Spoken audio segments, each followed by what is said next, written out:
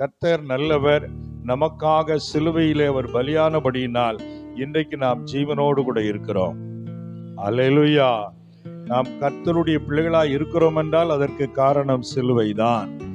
சிலுவைதான் மைய பகுதி. கிறிஸ்தவ வாழ்க்கையின் மைய பகுதி எதுதான்? சிலுவை தான். நீங்க எங்க சுத்தினாலும் சிலுவை இல்லாம பிதாவிட போக முடியாது. சிலுவை இல்லாம எங்க போக முடியாது? பிதாவிடம் போக முடியாது. ஏனென்றால் கொலோசியர் 1:20 சொல்கிறது, அவர் சிலுவையில் சிந்தின இரத்தத்தினாலே சமாதானத்தை உண்டாக்கி பரலோகத்தில் உள்ளவைகள் பூலோகத்தில் உள்ள யாவையும் அவர் மூலமாய் நம்மை தேவனுக்கு ஒப்புரவாக்கி கொள்ள அவருக்கு பிரியமாயிற்று. தேவனுக்கும் மனிதனுக்கும் இடையே இணைப்பு பாலமா இருக்கிறது சிலுவைதான். ஆமென் சொல்லுங்க. சிலுவை இல்லாம நம்ம பிதாவிடம் போக முடியாது. ஏனென்றால் மனிதன் பாவி. பாவம் செய்கிற மனிதன் தேவனை காண முடியாது, தேவனுடைய நெருங்க முடியாது. தேவன் மகா பரிசுத்தமானவர், ஜோதிகளின் பிதா. அவருடைய பரிசுத்தத்துக்கு அளவே கிடையாது. பாவம் தேவனுடைய கிட்ட மட்டும் ஆகாது. ஆனா அப்படிப்பட்ட நாம் தேவனை பார்த்து அப்பா பிதாவே என்று அழைக்கிறோம்னு சொன்னா, அந்த சிலுவையில இயேசு சிந்தின ரத்தத்தின் மூலமாய் நமது பாவங்களை நாம் அறிக்கையிட்டு அவருடைய ரத்தம் நம்மை கழுவுகிற பொழுது, பிதா நம்மை பார்க்கிற பொழுது சிலுவையின் மூலமாய் நம்மை பார்க்கிறார். நம்முடைய பாவங்களை மன்னித்து இப்போ நீ என்கிட்ட வரலாம், ஏனென்றால் என் ரத்தம் உன்னை கழுவி இருக்கிறது என்று சொல்லி நம்மை தேவனோடு சமாதானப்படுத்துகிற இடம்தான் கல்வாரி சிலுவை. அல்லேலூயா. அதனால பாவங்களுக்கு பரிகாரம் சிலுவையில தான் இருக்கிறது. சாபங்களுக்கு பரிகாரம் சிலுவையில தான் இருக்கிறது. நாம் தேவனோடு செல்ல வேண்டுமானாலும் அதற்கு சிலுவைதான் பரிகாரமாய் இருக்கிறது. இங்கே சிலர் கேட்பார்கள், தேவன் என்று ஒருவர் இருக்கிறாருங்கிறீங்க, அப்ப இயேசுதான் தேவன் சொல்றீங்க, அப்ப எப்படியா அப்படின்னு கேட்பாங்க. நம்முடைய தேவன் ஒரே தேவன் 3 விதங்களில் தம்மை வெளிப்படுத்தி இருக்கிறார். இப்போ மனிதனுடைய பாவம் தேவனண்டே மனிதன் நெருங்க முடியாத விதத்திலே செய்து வைத்திருக்கிறது. ஆதி மனிதன் செய்த பாவத்தின் விளைவு. அப்ப அதுக்கு பரிகாரம் வேணுமே. தற்காலிகமாக ஆடுகள் மாடுகள் புறாக்கள் இவைகளை பலி செலுத்துறாங்க. ஆனா அதன் மூலமா ஒரு நிவர்த்தி கிடைக்கல. மனிதனுடைய வாழ்க்கையில மாற்றம் இல்லை, ஒரு பூரணம் கிடைக்கவில்லை. அதனால தேவனுடைய திட்டப்படி மனிதனுடைய பாவத்திற்கு பரிகாரமா ஒரு மனுஷ ரத்தம் சிந்தப்பட வேண்டும். யார் ரத்தம் சிந்தனும்? மனுஷன் தனி பலியா ஒப்பு கொடுக்கணும். ஆனா பலி அப்படின்னு சொன்னா அந்த பலி பரிசுத்தமானதா இருக்கக்கூடாது. எந்த பிழை இருக்கக்கூடாது, மாசு இருக்கக்கூடாது, கரை இருக்கக்கூடாது. ரொம்ப 100க்கு 100 பெர்ஃபெக்டா இருக்கிற மனிதன் தான் பலியாக மாறணும். அப்படின்னா பூமியில அப்படி மனுஷன் யாருமே இல்ல. அதனாலதான் தேவன் என்ன செய்யறாரு, மனுஷன் மேல வச்ச அன்புனால நானே மனித அவதாரம் எடுத்து போறேன்னு சொல்லி அவரே மனுஷனாக அவதரிக்கிறார். இல்லையா சொல்லுங்க. அப்போ இயேசு யார் அப்படின்னு கேட்டா அவர் தேவன் தான். ஆனா நம்ம மேல வச்ச அன்புனால மனுஷனா அவதாரம் எடுத்து வந்து சிலுவையிலே நமக்காக தம்மையே அர்ப்பணிக்கிறார். அதனாலதான் அவரும் நம்ம சார்பில் பிதாவே என்று அவர் ஜெபிக்கிறார். நம்ம சார்பில். அப்போ இயேசுவே பிதா என்றால் அவர் தேவன் இல்லை, அப்படி இல்லை. அவர் அந்த மனுஷனுடைய போஸ்ட்ல மனுஷனுக்காக செய்ய வேண்டிய வேலையை செய்து முடிக்க வந்ததுனால அவர் மனிதனுக்கும் மனிதனாகவும் இருக்கிறார், அவர் தேவனாகவும் இருக்கிறார். அல்லேலூயா சொல்லுங்களேன். ஆகவே இந்த சிலுவையினுடைய கரையும் தான் நாம் எல்லாரும் ஆண்டவருடைய சேர வழி வகுக்கிறது. இன்னொரு விதத்துல சொல்ல போனா நம்ம எல்லாம் நம்முடைய முற்பிதாக்கள் எல்லாம் எப்படி இருந்தார்கள் அப்படின்னா, எபேசியர் நிருபத்துல புறஜாதிகள் அப்படின்னு சொல்லக்கூடிய நம்மை குறித்து அங்கே சில காரியங்கள் சொல்லப்பட்டிருக்கிறது. எபேசியர் நிருபத்துல 2வது அதிகாரத்துக்கு நீங்க வாங்க. அதுல 11, 12, 13 வசனத்தை வாசிக்கலாமா? ஆனபடியினால் முன்னே மாம்சத்தின் படி புறஜாதியா இருந்து மாம்சத்தில் கையினாலே செய்யப்படுகிற விருத்த சேதனம் உடையவர்களால் விருத்த சேதனம் இல்லாதவர்கள் எண்ணப்பட்ட நீங்கள் அக்காலத்துல ஆண்டவரை அறியாம இருந்த காலத்துல அக்காலத்துல கிறிஸ்துவை சேராதவர்கள், நம்ம ஆண்டவர்கிட்ட சேர முடியல, இஸ்ரவேல் மக்களுடைய காணியாட்சிக்கு அந்த காணியாட்சிக்கு புறம்பானவர்களும் வாக்குத்தத்தத்தின் உடன்படிக்கைக்கு அந்நியரும் நம்பிக்கை இல்லாதவர்களும் இவ்வுலகத்தில் தேவன் தேவன் அற்றவர்களுமாயிருந்தீர்கள் என்று நினைத்துக் கொள்ளுங்கள். பாருங்க, நமக்கு யாரும் கிடையாது, கடவுளே கிடையாது. ஏன் அப்படி சொல்லியிருக்கு? நம்ம முற்பிதாக்கள், நம்ம முன்னோர்கள் எல்லாம் மரத்தை தெய்வமா வழிபட்டாங்க, சூரியனை தெய்வமா வழிபட்டாங்க, பல காரியங்களை தெய்வமா வழிபட்டாங்க. ஆனா அவைகளெல்லாம் உண்மையிலே தெய்வமா இல்லை. அதனாலதான் இங்க சொல்லுது, அக்காலத்துல உங்களுக்குன்னு சரியான தெய்வமே இல்லை, எதையோ தெய்வமா வழிபட்டீங்க. ஆனா 13ஆம் வசனம் பாருங்க, முன்னே கடவுளுக்கு தூரமா இருந்த நீங்கள் இப்பொழுது இயேசுவுக்குள், கிறிஸ்து இயேசுவுக்குள், கிறிஸ்துவின் ரத்தத்தினாலே இப்போ ஆண்டவருக்கு பக்கத்துல நம்ம வந்துட்டோம். அல்லேலூயா சொல்லுங்களேன். அப்போ இயேசுவின் ரத்தத்தின் மூலமாய், சிலுவையிலே சிந்தின ரத்தத்தின் மூலமாய் கடவுளே இல்லாம இருந்த நம்மளையும் ஆண்டவர், நீ என் பிள்ளை, நீ என் மகன், என் மகா அப்படின்னு அவர் நம்மளை ஏற்றுக்கொண்டாரு. அல்லேலூயா சொல்லுங்களேன். அவர் கிருபையாய் நம்ம ஏற்றுக்கொண்டார். இப்போது நாம யாருடைய பிள்ளைகள்? ஆண்டவருடைய பிள்ளைகள். சரி, இப்ப இந்த நாளில முதல் தலைப்பு குறித்து இன்னைக்கு பார்க்க போறோம். முதல் நாளில சிலுவையில் நாம் அல்லது நான் அப்படிங்கறத பத்தி நாம தியானிக்க போகிறோம். சிலுவையில் நான் அப்படிங்கறத குறிச்சு. பிரியமானவர்களே, ஒரு வசனத்தை வாசிக்கலாம்.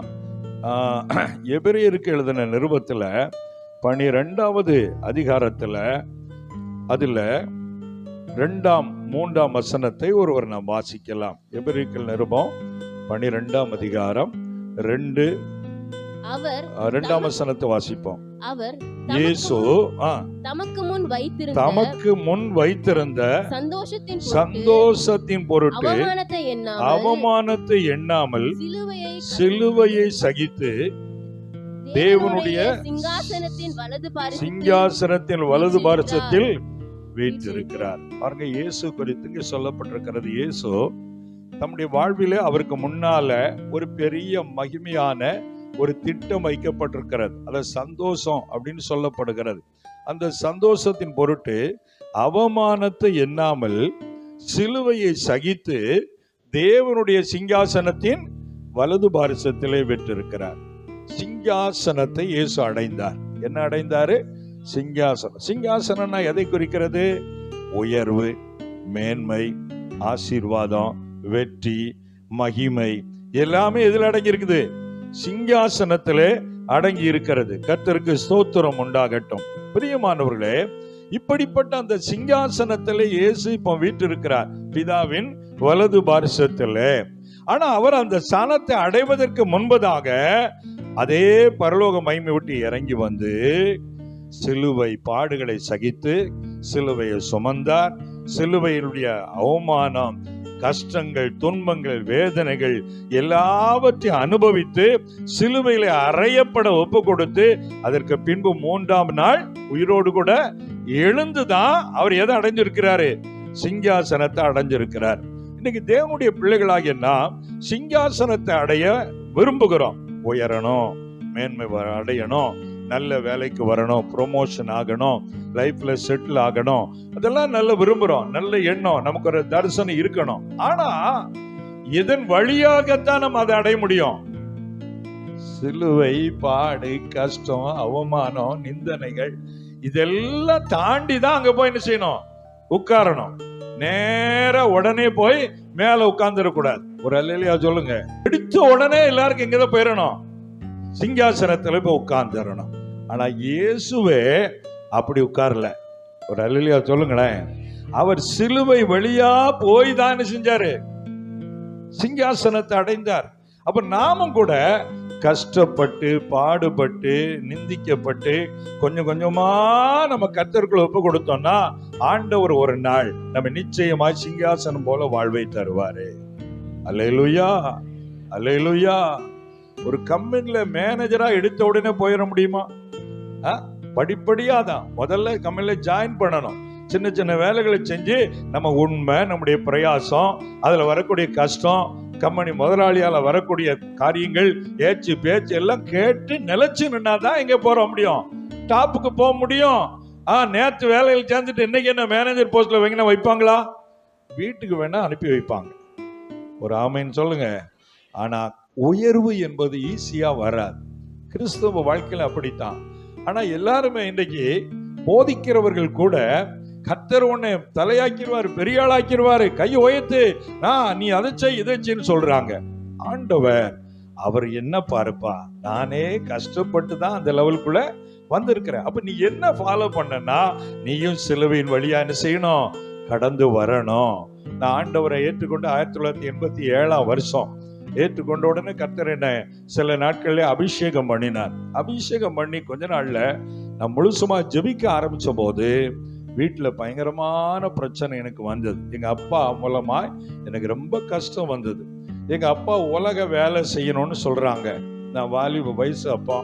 ஆனா எனக்கு ஆசை முழு நேரமா கர்த்தருக்கு என்ன செய்யணும், ஊழியம் செய்யணும். ஏன்னா முழு நேர ஊழியம்னா என்னன்னு தெரியாது. அப்போ இருந்த என்னுடைய அறிவு அவ்வளவுதான்.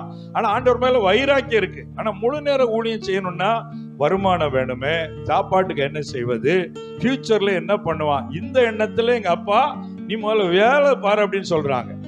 என்ன ஒருத்தர் கைட் பண்ணார். அப்போ ரட்சிப்புக்குள்ள நடத்தின ஒரு சகோதரர், அவர் என்ன சொன்னாருன்னா, அப்பா பேச்செல்லாம் கேட்காத, எனக்கு சொல்லி கொடுத்தது அது.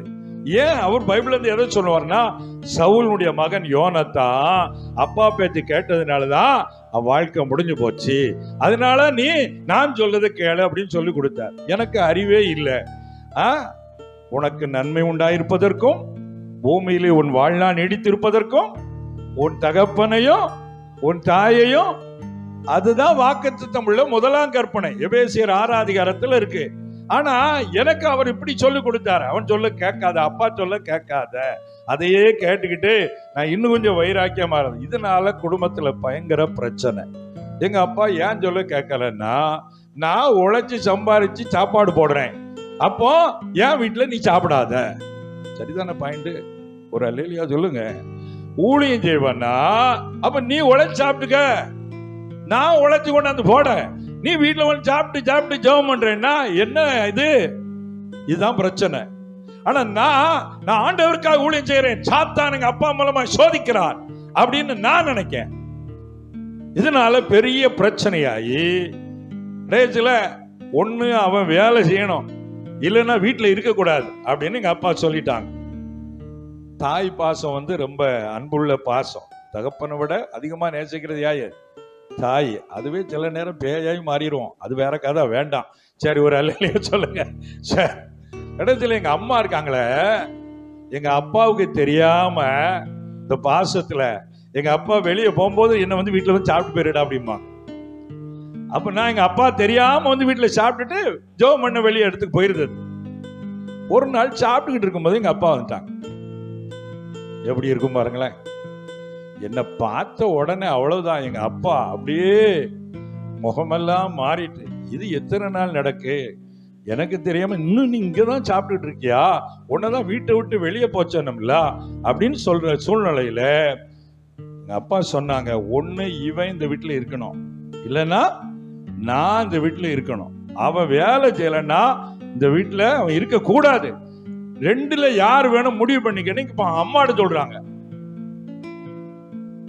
எப்படி இருக்கும் பாருங்க, பயங்கரமான பிரச்சனை ஆயிட்டு. அப்பதான் சாப்பாடு 2 வாய் வச்சிருக்கேன், அப்பா வந்து உழவு நடக்கு. சின்ன வாலிப வயசு பையன், எனக்கு எதிர்காலத்துல என்ன ஆகுதுன்னு ஒன்றும் தெரியாது. அப்பெல்லாம் ஆள் எலும்பும் தோலமா இருப்பேன். கடைசியில அந்த சாப்பாடை அப்படியே வச்சுட்டு அழுதுகிட்டே நான் போறேன் அப்படின்னு வீட்டை விட்டு வெளியே போனேன். வெளியே போனா எங்க போறது எங்க தங்குறது ஒன்றும் தெரியாது. அதனால ஒரு ஓடக்கரை பக்கம் போய் ஒரு நல்ல ஒரு நிழல் இருந்தது, ஒரு மரத்து நிழல். அதுல முழங்கால போட்டு, ஏசப்பா நான் எங்கப்பா போவேன், நான் என்னப்பா செய்வேன் அப்படின்னு தேம்பி தேம்பி அழுதேன். எனக்கு ஒன்றும் தெரியல, நான் உங்களுக்கு ஊழியம் தானே செய்ய விரும்புறேன்ப்பா, ஆனா அவங்க என்ன விரட்டுறாங்களப்பா அப்படின்னு அழுதேன். பாருங்க, இன்னும் காணலேன்னு சொல்லிட்டு அதுக்குள்ள எங்க அம்மா பாட்டி எல்லாரும் தேடி எப்படியோ கண்டுபிடிச்சு வந்துட்டாங்க. சரி நீ ஒன்றும் கவலைப்படாதுன்னு எங்க பாட்டி வீட்டுக்கு ஒரு நேரம் வச்சாங்க. அதுக்கப்புறம் என்னை ஊழியத்துக்களை நடத்தினாரு அவர். தம்பி ஏன் வீட்டுக்கு வா, உங்க அப்பாவை ஆண்டவர் தொட்டு மாற்றுவாரு, அது வரைக்கும் கொஞ்ச நாள் நீ என் வீட்டிலே சாப்பிட்டுட்டு ஜெபம் பண்ணிட்டு ஊழியம் செஞ்சுட்டு இரு அப்படின்னு கூப்பிட்டு போனார். அங்கே ஒரு ஏறக்குறை 2 மாதம் இருந்திருக்கும்னு நினைக்கிறேன். அப்போ ஒரே ஃபாஸ்டிங் தான், 2 ட்ரெஸ் தான் இருக்கும், ஒன்று துவைக்கணும், ஒன்று உடுத்தணும். அந்த மாதிரி தான் ஒரு சூழ்நிலை. ஆள் எலும்பு தோலமாக இருப்பேன். எனக்கு வாழ்க்கையே கேள்விக்குறி ஆகிப்போச்சு.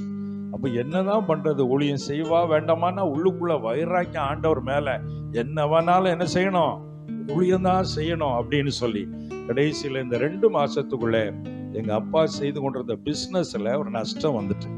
என்ன பிஸ்னஸ் பண்ணுவாங்கன்னா, யூனியனில் பில்டிங் கான்ட்ராக்ட் எடுத்து வீடு கட்டி கொடுப்பாங்க. அரசாங்கத்திலேருந்து வரக்கூடிய வீடுகளை கட்டி கொடுப்பாங்க. அப்படிப்பட்ட நிலையில் ஒரு 2 மாதத்துக்குள்ளே அந்த தொழிலில் நஷ்டம் வந்த உடனே எங்கள் அப்பா யோசித்தாங்க, நஷ்டம் வர்றதுக்கு வாய்ப்பே கிடையாது. எப்படி நஷ்டம் வருது என்னன்னு யோசிக்கும் போது தான் ஆண்டவர் எங்கள் அப்பாட்ட பேசியிருக்கிறாரு, உன் மகனை எனக்கு ஊழியத்துக்கு நீ தராவிட்டால் உன் தொழிலிலே நீ ஆசீர்வாதத்தை பார்க்க முடியாது. அல்லையா சொல்லுங்க. இது சொன்ன உடனே அங்க அப்பா உணர்ந்துட்டாங்க. அப்போ ஆசீர்வாதம் அவனை ஊழியத்துக்கு கொடுத்தா தான் என்ன செய்யும், வரும். ஆண்டவர் அவன் ஊழியத்துக்கு தான் தெரிந்தெடுத்திருக்கிறான்னு எங்கள் அப்பாட்ட பேசினதுனால மறுபடியும் ஆளை விட்டு அவனை வீட்டுக்கு வர சொல்லு, இங்கே சாப்பிட சொல்லுன்னு கூப்பிட்டதுனால சில மாதத்துக்கு முன்பதாக அழுதுகிட்டே வீட்டை விட்டு வெளியே போனேன். மறுபடியும் அதே வீட்டில் காலரை தூக்கி விட்டு உள்ள வந்தேன். என்ன சந்தோஷமா இல்லையா? எப்படி நான் வெளியே அலையணும்னே நினைக்கிறீங்களா? சரி பிரியமானவர்களே, மறுபடியும் அதே வீட்டில் வச்சுதான் கர்த்தர் ஆசீர்வதிச்சார். சாப்பாடு தான் கிடைக்கும், வேற ஒரு செருப்பு வாங்க முடியாது, ஒரு சட்டை வாங்கி தர மாட்டாங்க. உனக்கு சோறு போடுறதே தெண்டம், இதுல வேற செருப்பை கொண்டு அடிச்சு விடுவேன் அப்படிலாம் சொல்லுவாங்க. அவ்வளவும் கேட்டுக்கிட்டே தான் கர்த்தருக்காக ஊழியம் செய்தேன். ஆனால் அதெல்லாம் எண்ணி பார்க்கிறேன், இன்றைக்கு என்னுடைய வாழ்விலே சிங்காசனத்தில் வைப்பது போல கர்த்தர் வைத்திருக்கிறார். அல்லேலூயா. அப்போ சிலுவை என்பது நம்ம அதை தாண்டி போனாதான், நிந்தனை பாடு வழியா போகும்போதுதான் நமக்கு ஒரு நேரம் கர்த்தர் என்ன தர்றாரு, உயர்வை தருகிறார். அல்லேலூயா. அதனால நமக்கு அந்த மைண்ட்ல ஆண்டவரை நம்ம தேடும் போது கஷ்டம் வரும், பாடு வரும், அதை சகிக்கணும். இந்த மைண்ட் செட்டப்புக்குள்ள நம்ம இருக்கணும். அதனாலதான் 1 பேதுரு 4 அதிகாரத்துல 1 வசனத்தை பாருங்க. 1 பேதுரு 4 அதிகாரம் 1 வசனத்தை வாசிமா. இப்படி இருக்க கிறிஸ்து நமக்காக மாம்சத்திலே பாடுபட்டபடியால் நீங்களும் அப்படிப்பட்ட சிந்தையை ஆயுதமாக தரித்துக் கொள்ளுங்கள். அருமையா எழுதுறார் பாருங்க பேதுரு. கிறிஸ்து நமக்காக மாம்சத்துல பாடுபட்டதுனால நீங்களும் அப்படிப்பட்ட சிந்தையை ஆயுதமாய் தரித்துக் கொள்ளுங்க. ஹெல்மெட் போட்ட மாதிரி நம்ம மைண்ட்ல அப்ப நம்ம ஊழியம் செய்யும் போது, ஆண்டவரை பின்பற்றும் போது நமக்கு என்ன வரும் சொல்லுங்க, பாடு வரும். இன்னைக்கு இந்த போதனையே இல்லை.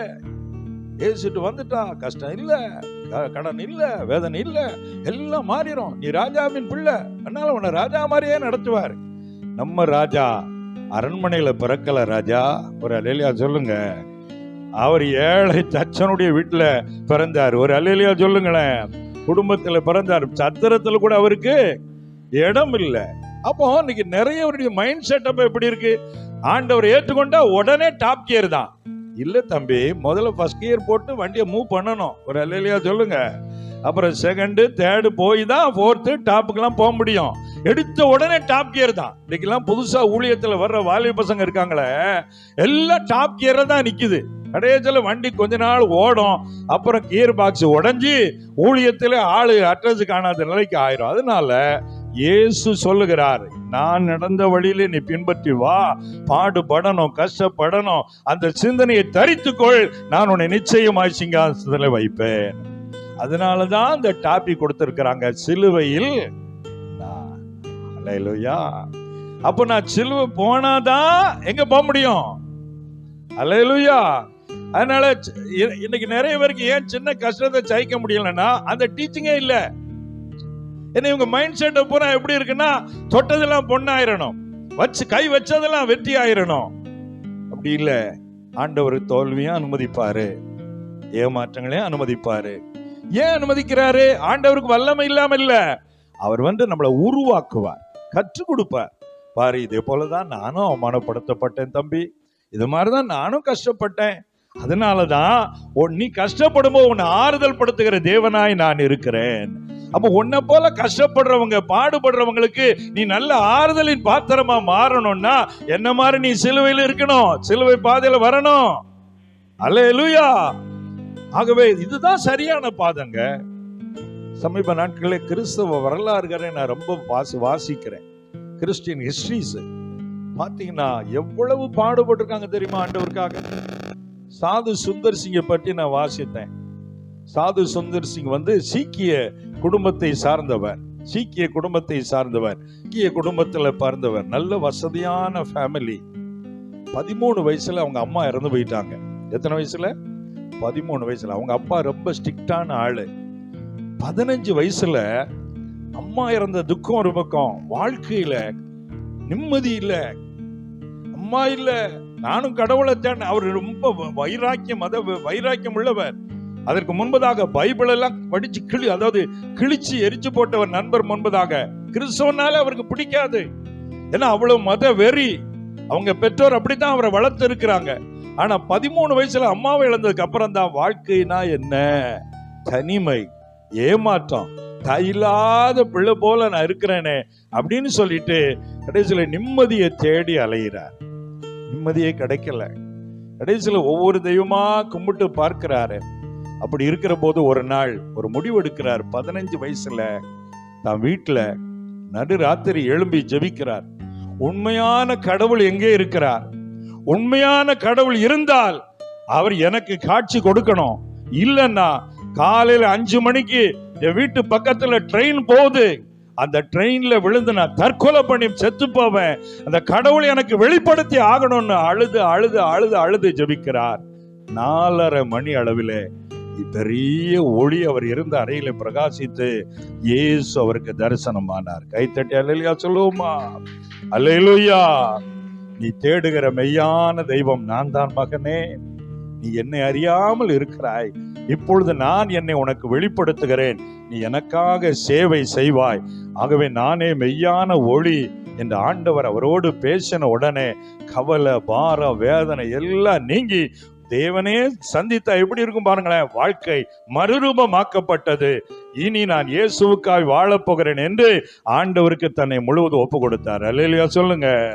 நேரடியா அவ அப்பாட்ட போய் சொன்னார், நான் இப்போது ஆண்டவர் இயேசுவை தரிசித்தேன், எனக்கு நிம்மதி அவர் தந்திருக்கிறார், இனி என் வாழ்க்கை நான் அவருக்கு தான் ஒப்பு கொடுக்க போறேன்.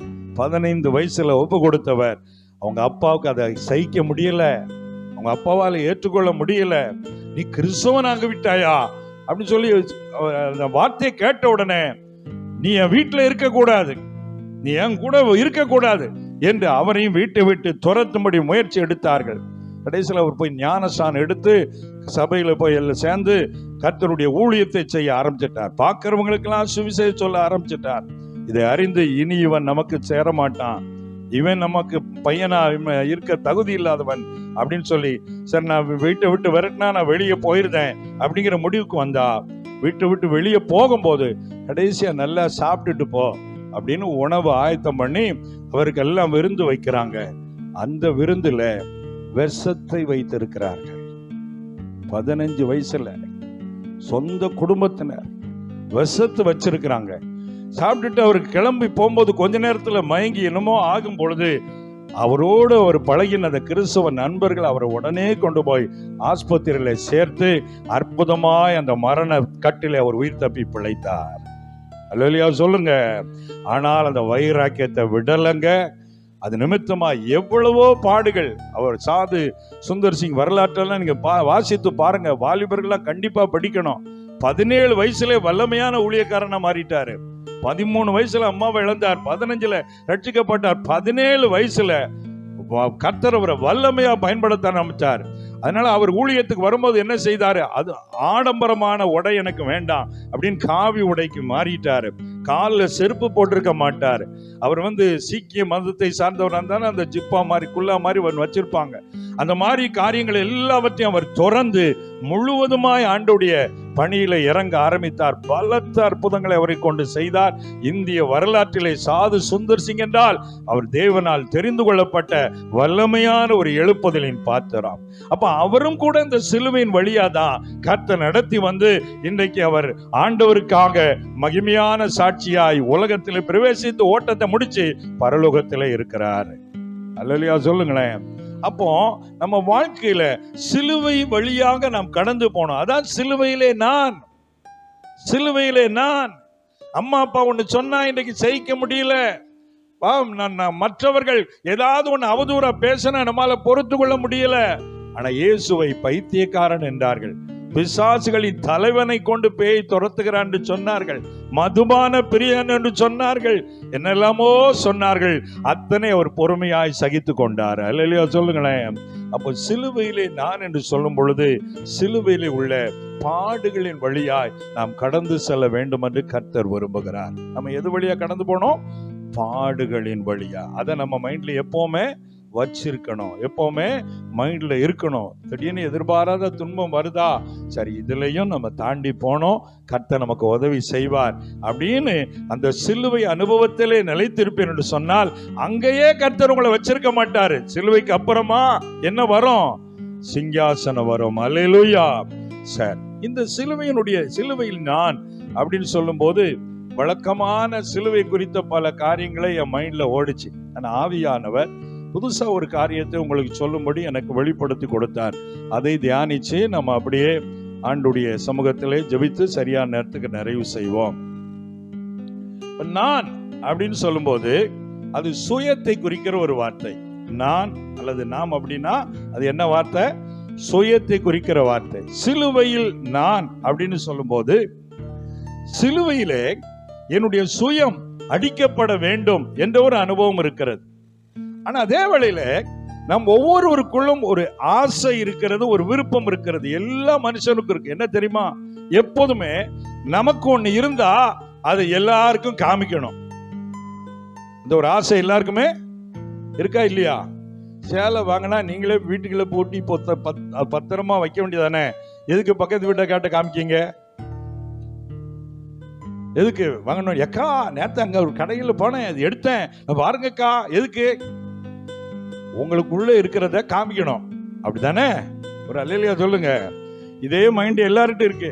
ஒரு நல்ல பாட்டு படிக்கிற ஆள்னா நான் பாட்டு படிக்கிறது எல்லாரும் பார்க்கணும், அதை வெளிப்படுத்தணும். நல்ல பிரசங்கம் பண்ற ஆள்னா நான் சூப்பரா பண்ணுவேன்ல அப்படின்னு சொல்லிட்டு நமக்குள்ளே இருக்கிறதை வெளிப்படுத்த நினைக்கிறோம். இங்கேதான் சிலுவையில் நான் என்று சொல்லும் பொழுது நான் எனக்குள்ளே இருக்கிற தாளந்துகளையும் பெருமைகளையும் வெளிப்படுத்த விட்டுவிட்டு எனக்குள்ளே இருக்கிற சிலுவையின் மகிமையை வெளிப்படுத்துகிறவராய் இருக்க வேண்டும் என்று கர்த்தர் எதிர்பார்க்கிறார். அல்லேலூயா சொல்லுங்களேன். அப்ப எப்போதுமே நமக்குள்ள இருந்ததை காட்டணும் இது அப்படின்னு நினைக்கிற எண்ணம் வரும்போது நான் அதையும் காமிக்க எனக்குள்ள இருக்கிற இயேசுவை காட்டுவோம். ஆமென். அதுதான் சிலுவையில் நான் என்றால் எனக்குள்ள விருப்பங்கள் ஆசைகள் அவற்றை மறைத்து விட்டு எனக்குள்ளே இருக்கிற சிலுவையின் மகிமையை, அதாவது இயேசு கிறிஸ்துவை குறித்து நான் வெளிப்படுத்துகிற பாத்திரமாய் மாறணும்னு கர்த்தர் எதிர்பார்க்கிறாரு. அதனாலதான் இப்ப என் மைண்ட்ல இப்ப நிறைய கொஞ்சம் மாறிக்கொண்டே வருகிறது. பூரா நல்லா சூட்டு போட்டு டிப்டாப்பா வரணும் அப்படின்னு நான் நினைப்பேன். இப்ப என்னெல்லாம் மாறுது, இனிமேல் சிம்பிளா மாறிடலாம் அப்படின்னு யோசனை வருது. ஒரு அல்லேலூயா சொல்லுங்க. ஏன்னா இப்போ கோட்டு சூட்டை போட்டு அதையும் காமிக்கி நமக்குள்ளே இருக்கிற தேவனுடைய பிரசன்னத்தை உலகம் பார்க்கட்டுமே. ஆமேன்னு சொல்லுங்களேன். நமக்குள்ளே இருக்கிற கிருபைகளை உலகம் பார்க்கட்டுமே, அதை பார்த்து ஏசப்பா மகிமை அடையட்டுமே.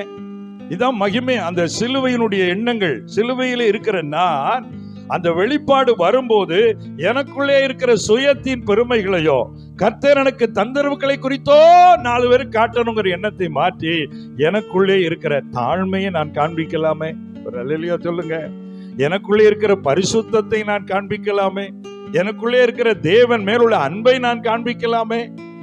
இந்த தாட்டு வந்த உடனே தான் பைபிள்ல இருந்து ஆவியானவர் ஜெபிச்சு கொண்டே இருக்கும்போது திடீர்னு இந்த சம்பவத்தை நினைவுபடுத்தினார். எல்லாரும் வாங்க 2 ராஜாக்களின் புஸ்தகத்தை வாங்க. அதிலே 20வது அதிகாரத்தை எடுத்துக்கொள்ளுங்கள். 2 ராஜாக்களின் புஸ்தகம் 20வது அதிகாரத்துல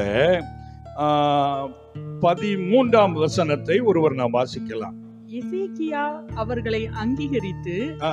பின்பு அவர்களுக்கு தன் பொக்கிஷ சாலை அனைத்தையும் வெள்ளியையும் பொன்னையும் கந்த வர்க்கங்களையும் நல்ல பரிமள தைலத்தையும் தன் ஆயுத சாலை அனைத்தையும் தன் பொக்கிஷ சாலையில் உள்ள எல்லாவற்றையும் காண்பித்தான். தன் அரண்மனையிலும் தன் ராஜ்யத்தில் எங்கும் எசேக்கியா அவர்களுக்கு காண்பியாத பொருள் ஒன்றுமில்லை. ராஜா எல்லாத்தையும் காமிச்சிட்டார். பாரு, அரண்மனைக்கு வா, சிங்காசனம் எப்படி இருக்கு பத்தியா, இந்த வீடு ரூம் எப்படி டிசைன் பண்ணிருக்க பத்தியா, பத்தியா, பாரு வேலைக்காரரை பத்தியா, அதை பாத்தியா, என் வீட்டுல இந்த மாதிரி அரண்மனை பொக்கிஷம் எவ்வளவு கோல்டு வச்சிருக்கேன் பத்தியா, எங்க வீட்டுல ஒரு இல்லையா சொல்லுங்க, நான் எவ்வளவு பொக்கிஷம் வச்சிருக்கேதுமா, பணம் இவ்வளவு வச்சிருக்கேன்.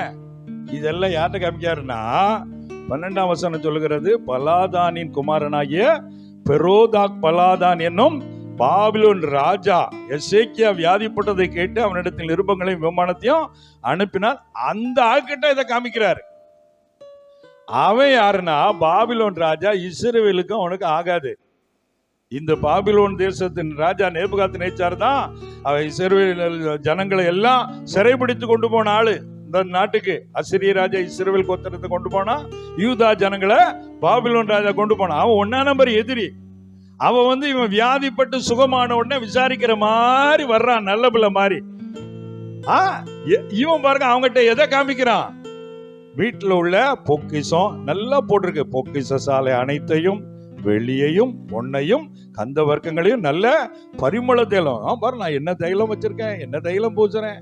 ஒரு அல்லேலூயா சொல்லுங்களேன், சத்தமா சொல்லுங்களேன். உண்மையில இவன் எதை காமிச்சிருக்கணும் தெரியுமா? அதே 20ஆம் அதிகாரத்துல வியாதிப்பட்டு மரணத்துக்கு எதுவா இருந்தான், உன் வீட்டு காரியத்தை ஒழுங்குபடுத்தி நீ பிழைக்க மாட்டாய் அப்படின்னு இருக்குதா? 1ஆம் வசனத்துல இருக்கு அந்த காரியம். பிழைக்க மாட்டப்பா, அவன் கதை முடிஞ்சது அப்படின்னு சொல்லிட்டாரு. ஆனா இந்த எசேக்கியா ராஜா கண்ணீர் விட்டு அழுதாரு. ஆண்டவரே எனக்கு இறங்குங்க, எனக்கு சுகம் தாங்க, ஆயுள் நாளை கூட்டி தாங்க, கதறி கதறி அழுது ஜெபிக்கிறார். ஆண்டவர் இரக்கம் பாராட்டி கண்ணீரை பார்த்து, உன் விண்ணப்பத்தை கேட்டேன், உன் கண்ணீரை கண்டேன், உன் நாட்களை, இதைத்தானே அவன் சொல்லியிருக்கணும் அவங்ககிட்ட. ஒரு அல்லேலூயா சொல்லுங்க. ஐயோ, நான் உயிரோடு இருப்பது யாருடைய? ஆண்டுடைய கிருபை. வியாதி பிழைக்க மாட்டேன்னு சொல்லிட்டாங்க. ஆண்டுடைய வார்த்தை வழியே இல்ல, நான் செத்து போக வேண்டிய ஆளு. அந்த தேவன் எனக்கு இறங்காரியா? அல்லேலூயா சொல்லுங்க. நான் இப்ப உங்கள்கிட்ட பேசிட்டு இருக்கேன்னா அவருடைய கிருபைப்பா, இப்படித்தானே வெளிப்படுத்தணும். இந்த விளக்கெண்ண அதை வெளிப்படுத்தல, இவன் எதை வெளிப்படுத்துறான்? என்ன பாரு, அரண்மனையை பாரு, என் வீட்டை பாரு, என் பொக்கிஷத்தை பாரு. இந்த கர்த்தருடைய பிள்ளைகள் சிலுவையில் நான் என்று சொல்லி தியானிக்க வந்திருக்கிறோம். நீங்கள் மற்றவர்களிடத்திலே எதை வெளிப்படுத்துகிறீர்கள்? ஆண்டவர் கேட்கிறார், எதை நீங்கள் வெளிப்படுத்துறீங்க? பொதுவா நம்மளை பார்த்த உடனே அவன் நம்மளை மதிக்கணும்னா, எனக்கு கார் இருக்கு பாரு, அதைத்தான் காமிக்க பலம் விரும்புவான். ஆமேன்னு சொல்லுங்க. சிலர் அழகா இருந்துட்டாங்கன்னா கொஞ்சம் அந்த அழகை 4 பேர் பார்க்கணும் அப்படிங்கிறதுக்காகவே மேக்கப்பை ஓவரா போட்டு அதனால சிக்கல்ல மாற்ற கோஷ்டிகள் நிறைய இருக்கு. கர்த்தர் உங்களை அழகா வச்சிருக்காருன்னா அந்த அழகை காட்ட வேண்டிய ஆளுக்கு தான் காட்டணும். உங்க வீட்டுக்காரருக்கு அழகை காட்டுங்க. ஒரு அல்லேலூயா சொல்லுங்க. அதை விட்டுட்டு மேக்கப் போட்டுட்டு ராத்திரி போனீங்கன்னா பிற பிரச்சனை வருமா வராதா? பிற அரசாங்கத்தை குறை சொல்லுது. நாடு சரியில்லை, சட்டம் சரியில்லை, முதல்ல நீ சட்டப்படி நடக்கையாக்கும் எல்லாம் உடனே நாட்டை சொல்லிடுவான். ஒவ்வொரு தனி மனிதனுக்கும் ஒரு உத்தரவாதம் இருக்கிறது. ஆகவே நம்முடைய வாழ்வில் எங்க எதை காட்டணுமோ அதை காட்டணும். அதனாலதான் சிலர் சொல்லுவாங்க, அவன் ஏன் இவ்வளவு மேக்கப் போடுதா, அப்ப தப்பு நடக்கத்தான் செய்யும் சொல்றானா? ஒரு பக்கம் அது ரைட்டு கிடையாது, எல்லாரும் நியாயமா நடக்கணும். ஆனா அதே போல நாமும், அதனாலதான் விசுவாசிகள் உடை எப்படி உடுத்தணும் பைபிள் இருக்கு. ஒரு அல்லேலூயா சொல்லுங்க. அலங்காரம் எப்படி பண்ணணும் பைபிள் இருக்கு. ஏன் எழுதியிருக்கு?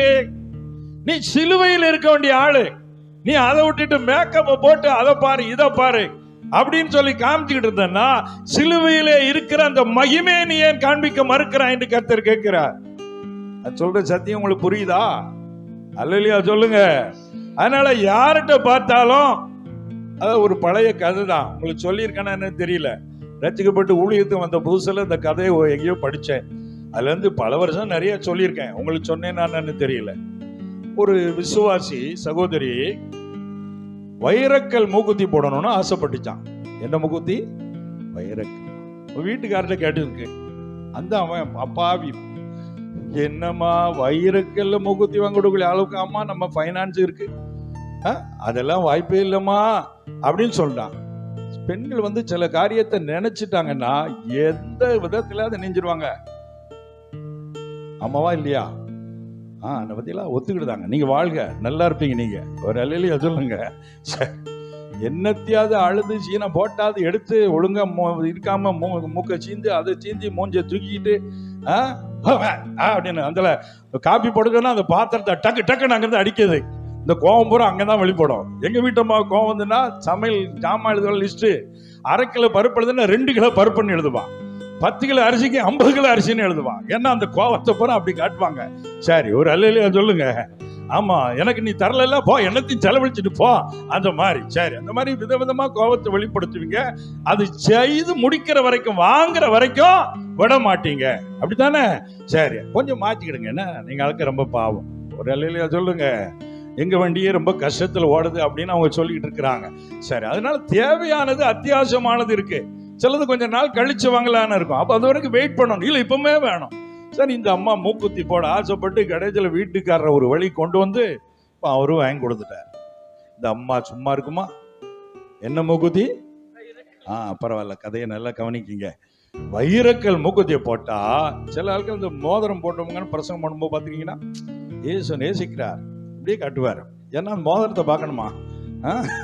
சரி, அப்படியே ஏசு நேசிக்கிறார் அப்படின்னு காட்டுற மாதிரி இந்த அம்மா ஒரு அக்காட்ட பேச்சு.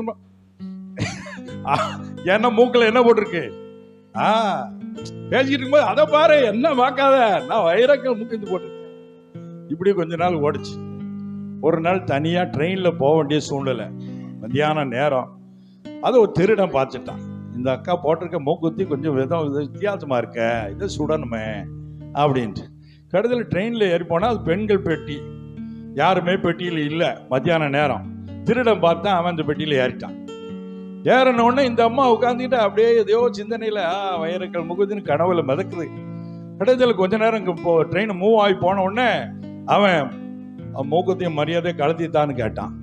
அந்த அம்மா அசால்ட்டா, இதுக்கு நான் வீட்டுக்காரர் எவ்வளவு சண்டை போட்டிருக்கேன், வைரக்கல் கலத்தித்தாவா, யாழப்பாரு மூஞ்சியப்பாரு அப்படின்னு சொன்ன உடனே அவன் பார்த்தான் அடுத்த ஸ்டேஷன் வரப்போகுது, அதுக்குள்ள கதையை முடிக்கணும். தாரியா இல்லையா? அதெல்லாம் தர முடியாது. போனோடனே அவன் கத்தி எடுத்தான், பாதி மூக்கோட சேர்த்து அறுத்துட்டு வச்சான். இப்ப மூக்கும் போச்சு, மூக்குத்தியும் போச்சு. ஒழுங்கா கலத்தி கொடுத்து அந்த மூக்காவது உட்பட்டிருக்கும். ஒரு அல்லையா சொல்லுங்க, மூக்காவது ஒழுங்கா இருந்திருக்கும். இப்ப காத்தோட அறுத்துட்டு வா, ஐயா அம்மா நான் அவன் எனக்கு ஓடி போயிட்டான். கடைசியில ரத்தம் செய்துட்டு இப்ப மூக்க போத்திட்டு அலையுது. யாரும் ஏதோ பாத்திரக்கூடாது. முதல்ல எல்லாரும் மூக்க தான் பார்க்கணும்னு நினைச்ச அக்கா இப்ப மூக்க யாரும் பாத்திரக்கூடாது, ஏன்னா பாதி மூக்கு இல்ல. இதே மாதிரிதான் உலகம் மாயை. அதை வெளிப்படுத்தினா என்னைக்காவது ஒரு சிக்கல்ல தான் போய் நம்மள கொண்டு விடும். அதனாலதான் ஒரு பழைய பாட்டு இப்படி சொல்கிறது, அழகு மாயை நிலைத்திடாதே, அதை நம்பாதே மயக்கிடுமே. அழகு மாயை நிலைத்திடாதே, அதை நம்பாதே மயக்கிடுமே. மரணம் ஓர் நாள் சந்திக்குமே, மறவாதே உன் ஆண்டவரை, வருவாய் தருணம் இதுவே, அழைக்கிறாரே வல்ல ஆண்டவர் இயேசு அண்டை. கட்டின வீடும் நிலம் பொருளும் கண்டிடும் ஊர்சார் உறவினரோ, கூடுவிட்டே உன் ஆவி போனால் கூட உன்னோடு வருவதில்லை. வருவாய் தருணம் இதுவே, அழைக்கிறாரே வல்ல ஆண்டவர் இயேசு அண்டை. சத்திய வாக்கை நம்பியவா, நித்திய ஜீவன் உனக்களிப்பார். உன் பெயரை ஜீவ புஸ்தகத்தில் உண்மையாயின்றே எழுதிடுவார். வருவாய் தருணம் இதுவே, அழைக்கிறாரே வல்ல ஆண்டவர் இயேசு உன்னை. அல்லேலூயா. அப்ப நம்ம எதை வெளிப்படுத்தணும்? நமக்குள்ளே இருக்கிற கிறிஸ்துவனுடைய மகிமையை வெளிப்படுத்தும். அதான் சிலுவையில் நான். அல்லேலூயா, அல்லேலூயா. அதை விட்டுட்டு நான் என்ன வெளிப்படுத்தணும், எனக்கு இருக்கிற பவர் என்ன, இதை வெளிப்படுத்தணும்னா ஆண்டவர் சந்தோஷப்படுறது இல்ல. எசேக்கியா ராஜா சாவ கடந்து இவ்வளவு கஷ்டப்பட்டு இப்படிப்பட்ட எண்ணம் வரலாமா? எனக்கு ரொம்ப வருத்தமா இருந்தது இந்த போர்ஷன் படிக்கும்போது. அட பாவி மனுஷா, நீ ராஜாவா இருந்தாலும் கொஞ்சம் கூட மைண்ட் வேலை செய்யலப்பா. ஒரு 10 நாளைக்கு முன்னால என்ன கூவி ஜெபம் பண்ண, இயேசுவே இறங்கும். அவன் இயேசு இல்ல, அவன் கர்த்தரே இறங்கும், கர்த்தரே இறங்கும். இப்போ ஐயா வாங்க, என் அரண்மனையை பாருங்க, என் வீட்டை பாருங்க, என் தங்கத்தை பாருங்க. கர்த்தர் கோவம் வருமா வராதா? அவர் அங்க ஏசாயா தீர்க்கதரிசி கூப்பிட்டாரு. கர்த்தர், அங்க உன் ஃப்ரெண்ட் இருக்கானே, அவன் என்ன பண்ணியிருக்காங்க, வா கதை சொல்றேன், அவன்கிட்ட போய் சொல்லு. பாருங்களேன், பாருங்க வசனம் 14 வாசிங்க. 14 வசனம் 2 ராஜாக்கள் 20:14. அப்பொழுது ஏசாயா தீர்க்கதரிசி எசேக்கியா ராஜாவினிடத்தில் வந்து அந்த மனுஷர் என்ன சொன்னார்கள், எங்கே இருந்து உம்மிடத்தில் வந்தார்கள் என்று கேட்டான். அதற்கு எசேக்கியா, பாபிலோன் என்னும் தூர தேசத்திலிருந்து வந்தார்கள் என்றான். சொல்லுங்க, நம்ம ஆண்டவர் இருக்காரு, அப்படி பக்குவமா கிண்டல் பண்ணுவாரு. எப்பா உன் வீட்டுக்கு யாரும் வந்தாங்களாமே, ராஜாவே தீர்க்கதரிசி வந்த உடனே ராஜா, ஆமா வாங்க, டீ சாப்பிடுதலாம், ஆர்லி சாப்பிடுதலாம், அதை சாப்பிடுதலாம், அதெல்லாம் இருக்கட்டும், உன் வீட்டுக்கு யாரும் வந்தாங்களாமே, யார் வந்தா, எங்க இருந்து வந்தாங்க அப்படின்னா, கர்த்தர் நம்ம வீட்டுல எவன் வாரான் போறான்னு அங்க இருந்து பாத்துக்கிட்டே இருக்காரு. ஒரு அல்லையா சொல்லுங்களேன். அப்போ தேவையில்லாதவன உள்ள விடக்கூடாது, வர்றவங்கிட்ட இந்த மாதிரி காட்டிக்கிட்டும் இருக்கக்கூடாது. ஒரு அல்லையா சொல்லுங்க. யாருக்குப்பா, யார் பாக்க அங்க இருந்து? இதே அறையில தானே சோறு புறமா திரும்பி ஒரு வாரத்துக்கு முன்ன அழுத. அன்னைக்கு இவன் வந்தானா? அன்னைக்கு உன் தங்கம் உன்னை காப்பாத்துச்சா? உன் பொக்கிஷம் உன்னை காப்பாத்துச்சா? உன் உயிரை அதால காப்பாற்ற முடியுமா? உனக்கு உயிர் கொடுத்தவர்னா என்ன நீ வெளிப்படுத்தாம நீ இன்னும் தங்கத்தையும் அரண்மனை பொக்கிஷத்தையும் வெளிப்படுத்திட்டு இருக்கியப்பா. அந்த கோபத்துலதான் ஏசாயா தீர்க்கதரிசி கூப்பிடாரு, எப்பா உன் ஃப்ரெண்ட போய் கொஞ்சம் பேசிட்டு வாப்பா. அவரு வந்த உடனே யாரு வந்தாங்க, என்னத்தை பார்த்தார்கள். ஒரு அல்லேலூயா சொல்லுங்களேன். பாருங்க, அவன் சொல்றான் தூர தேசத்திலிருந்து வந்தாங்க, பாபிலோன் என்னும் தூர தேசம். அடுத்த வசனத்தை வாசிமா. அப்பொழுது அவன் உம்முடைய வீட்டில் என்னத்தை பார்த்தார்கள் என்று கேட்டான். எவ்வளவு அருமையா கர்த்தர் கேட்காரு பாருங்க. யார் வந்தா, எப்போ வந்தாங்க, வீட்டுல என்னத்தை பார்த்தாங்க. அல்லேலூயா. அப்ப அவன் சொல்றான், அதற்கு எசேக்கியா, என் வீட்டில் உள்ள எல்லாவற்றையும் பார்த்தார்கள். எதுக்கு நீ பார்க்க விடுற?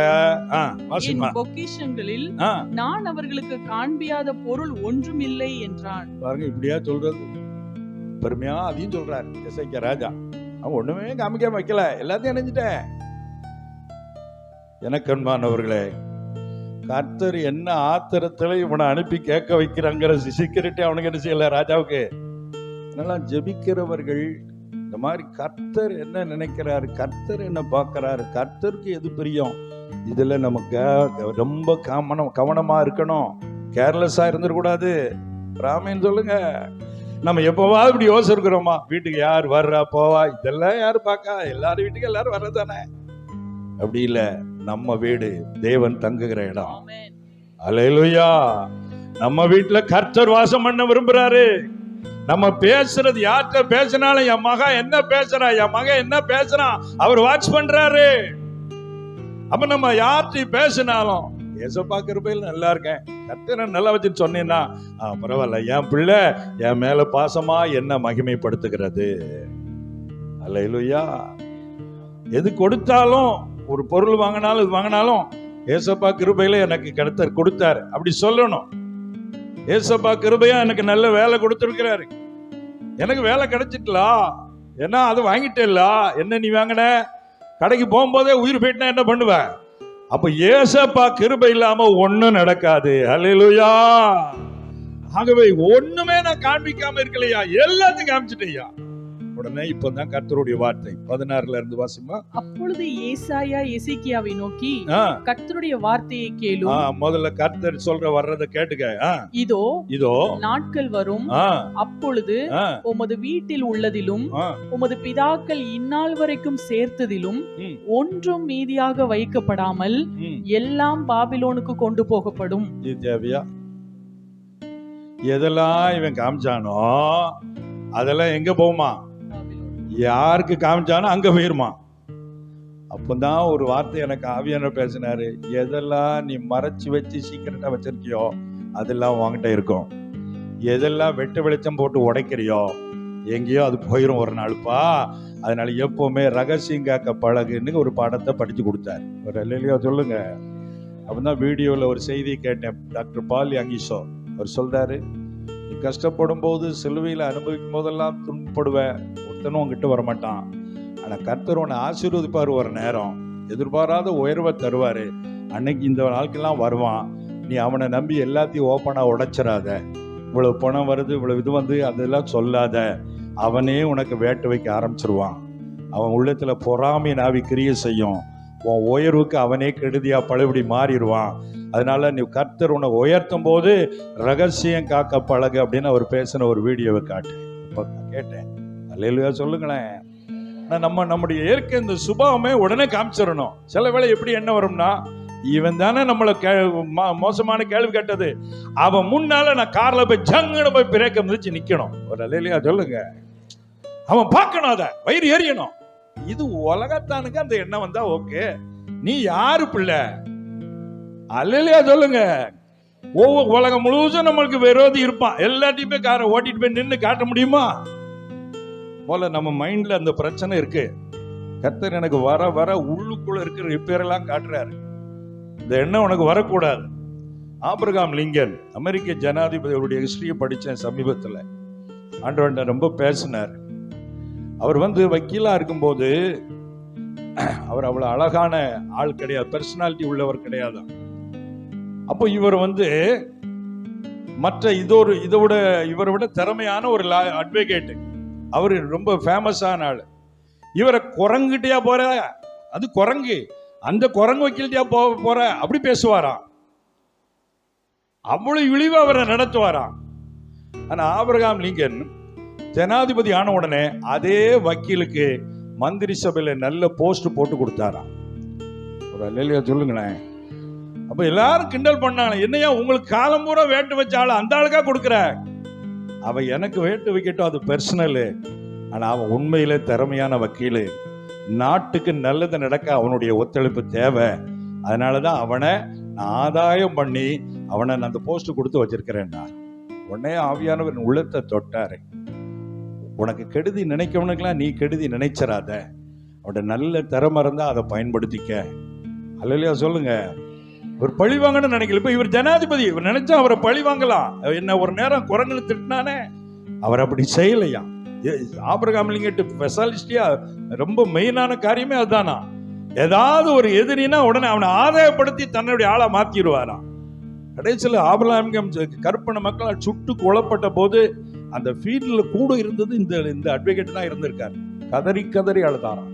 ஓ என் நண்பனே, உத்தமனே, போயிட்டியப்பா, நாட்டை காப்பாத்த நினைச்சியே நான் அழுதாராம். கதறி கதறி பாருங்க. அந்த எதிரியை மாற்றக்கூடிய அந்த குணத்தை ஆபிரகாம் லிங்கன் வெளிப்படுத்தி இருக்கிறார்.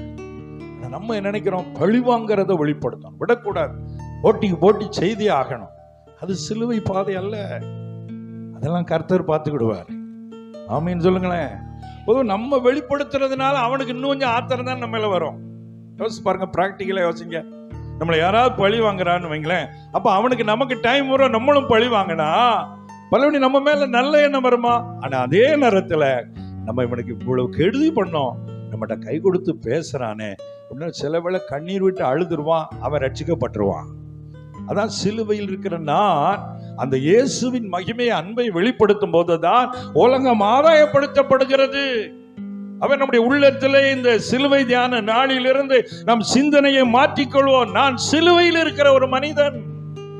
நான் என்னுடைய பகையையும் என்னுடைய வைராக்கியத்தையும் போட்டி பொறாமை காரியங்களை வெளிப்படுத்துகிறவனா இருக்கக்கூடாது. நான் இயேசுவின் மகிமையை வெளிப்படுத்துகிற ஒரு பாத்திரமா இருக்க வேண்டும்.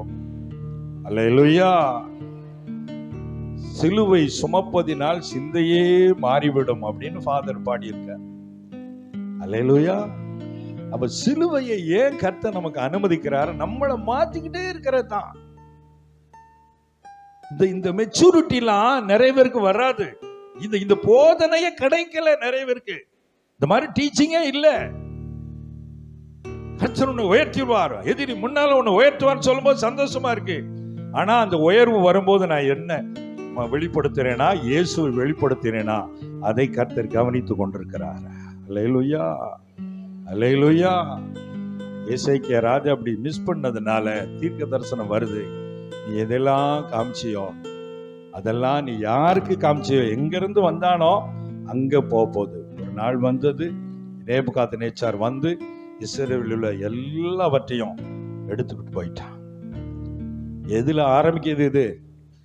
சாக கடந்தவனை கர்த்தர் உயிர் கொடுத்து காப்பாத்தி வச்சிருக்கிறாரு. அங்க கர்த்தரை மகிமைப்படுத்தி இருந்தாம்னா இப்போ இந்த நிலைமை வந்திருக்குமா பாருங்க. அப்ப நம்ம உள்ளத்தின் ஆழத்திலே ரகசியமாக நினைக்கிற ஒரு எண்ணங்கள் தான் ஒரு பெரிய ஆபத்தை நெக்ஸ்ட் ஜெனரேஷனுக்கு கூட கொண்டு வருது. அடுத்த வசனத்தை பாருங்க, 18ஆம் வசனம். நீர் பெறப்போகிற உமது சந்தானமாகிய உமது குமாரர்களிலும் சிலர் பாபிலோன் ராஜாவின் அரமனையிலே அரமனை வேலைக்காரராய் இருப்பார்கள் என்று கர்த்தர் சொல்லுகிறார் என்றார். எவ்வளவு பெரிய டேஞ்சரஸ் ப்ராபசி பாருங்க.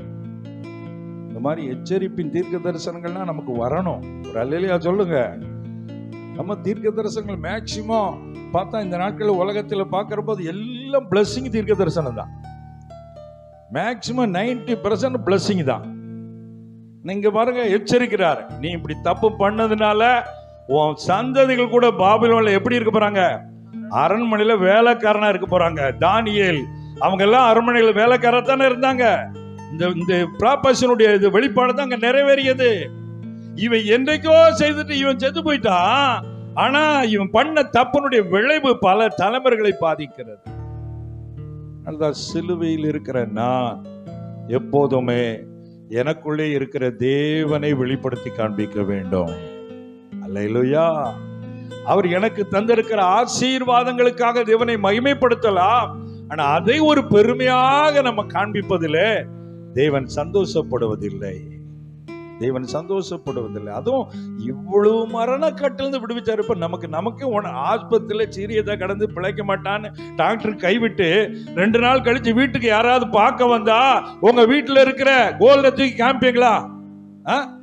யாருக்கா அந்த எண்ணம் வருமா? ஐயோ நான் பிழைச்சதே பெரிய கிருபை, அப்படித்தானே சொல்லும். அப்ப இந்த எசேக்கியா ராஜா உள்ள எப்படி இருந்திருக்கு பாருங்க.